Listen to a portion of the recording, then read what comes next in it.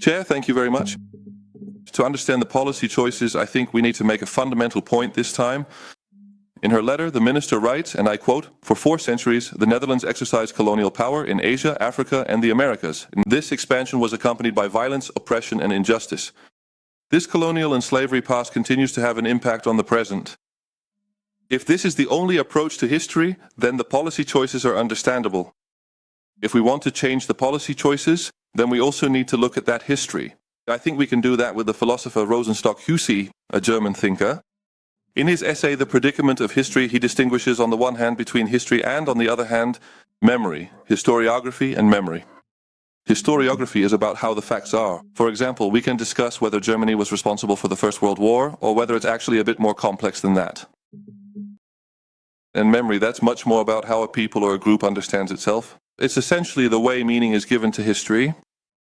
When I was in Toledo, it was visible everywhere, where the Jews had lived, but there was nowhere to be seen where they had been expelled from. In the Rijksmuseum nowadays, there are explanations next to portraits about whether the person portrayed was a slave trader. Well, these are not historical facts, but rather choices in memory. These are choices in the memory that we preserve. And the historian, as Rosenstock says, should handle this with care, because history can in fact undermine memory.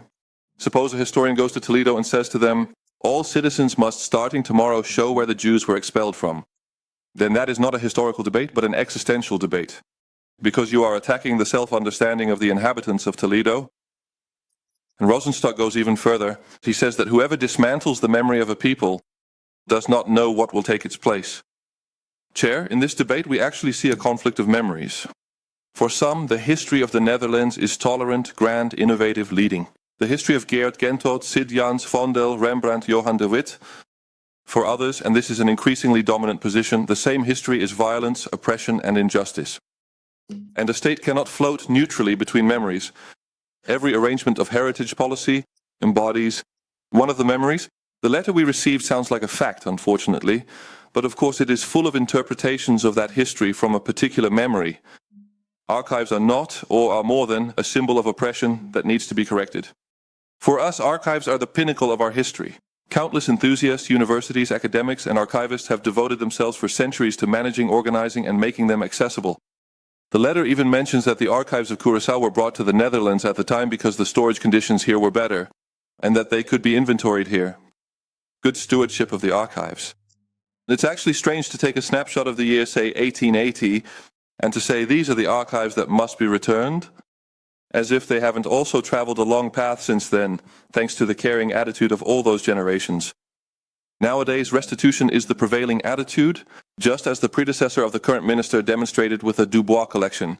Over 28,000 fossils unconditionally returned to Indonesia. A tremendous shame. Our archives have survived wars, fires, and floods, but there is no repository that can withstand the whims of politicians. None at all. Whoever starts with guilt will always end with restitution. And yes, countless artworks have also been taken from the Netherlands. By France, by Germany, Mr. Bosma already mentioned it. Dutch art ranks very highly in the Louvre. But we don't need to demand them back. The past can't be corrected with moving boxes. History involves both gain and loss. Power and powerlessness for us as well. It's not like an accounting ledger in which, centuries later, we can still set all transactions straight to retroactively make up for suffering. What the nation can do is preserve, make accessible, and research. So the question is not whether we can set the past right, because no one can do that. The question is which memory we want to preserve. A sensible approach to that memory is not to move an archive, but to preserve it, make it accessible, and research it for those who created it and for those who will study it in the future. Finally, a few questions. The first one, what concrete examples can the minister give of harm in the present? Which results from the fact that these archives are currently located in Dutch archival repositories. The minister states that recognition of historical injustice and restoration are central. Can the minister explain which concrete historical injustice is being restored by the physical relocation of an archive from one repository to another? The minister speaks about legal ownership, but also about cultural and moral ownership. Can the minister explain what she means by moral ownership and what rights subsequently arise from it? Thank you. Thank you very much, Ms. Beckerman. Yes, Chair. I just mentioned that major breakthrough in archaeology, for example, where now with DNA research you can achieve enormous new interpretations of the past that we could only have dreamed of before. Forum for Democracy says yes, that could undermine memory. What is the logic behind this? Should we then just hold on to something that doesn't even... Is that right, just because we want to so badly, and leave all those wonderful scientific breakthroughs aside? Mr. van Duijvenvoorde. No, certainly not. No, look, Rosenstock-Hussey wrote this essay in 1943, of course, against the backdrop of everything that was happening in Europe. And his theory is that because historians have worked without regard for roots, in doing so, they have actually destroyed the stories. And in their place, the grand narratives of the great ideologies have emerged. And he says the historian is, as it were, a doctor who must proceed very carefully. So, for example, in Toledo, okay, there is a memory, there is a historical reality. That historical reality must take precedence. But sometimes you have to implement that cautiously. So, not that you have to do all of this tomorrow, but for example, you start with a single sign somewhere. You start conversations with the residents of Toledo. That is how he envisions it, so as not to destroy that memory.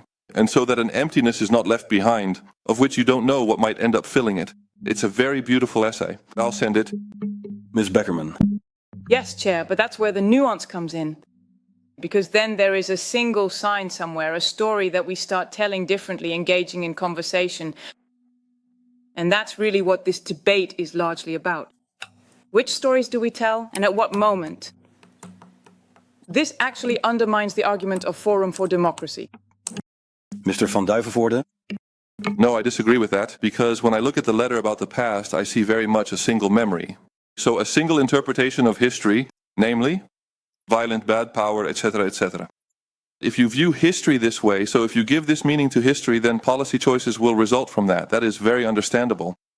And I say, okay, so there are different possible interpretations of that history, different memories, so to speak, and they compete with each other. And the memory then, the interpretation of history also determines the policy that follows from it. I thought it was a very nuanced picture